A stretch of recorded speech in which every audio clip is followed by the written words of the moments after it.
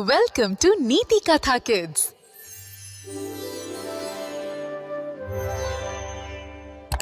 राजला नदीच्या पलीकडे जायचे होते, पण तिथे पूल नव्हता.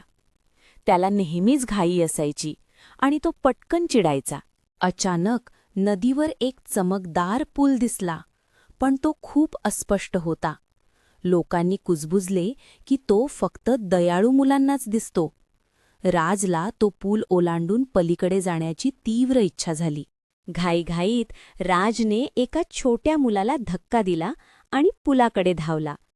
पण त्याने पाय ठेवताच पूल अदृश्य झाला आणि तो पाण्यात पडता पडता वाचला. त्याने परत प्रयत्न केला, पण यावेळी एका म्हातारी बाईला तिच्या फळांची टोपली उचलायला मदत केली नाही. पूल अजूनही दिसेनासा होत होता. त्याला खूप एकटे आणि निराश वाटले. त्याला पलीकडच्या किनाऱ्यावर आपली मैत्रीण माया दिसली. माया त्याला हात हलवत होती. राजने शेवटचा प्रयत्न केला, पण पूल पूर्णपणे नाहीसा झाला. त्याला खूप भीती वाटली. राज उदासपणे बसला. त्याला आजीचे शब्द आठवले, दयाळूपणा हा सर्वात सुंदर पूल आहे. त्याने एका काटेरी झुडपात अडकलेल्या छोट्या पक्षाला पाहिले आणि त्याला मदत करण्याची इच्छा झाली. राजने पक्षाला हळुवारपणे मदत केली.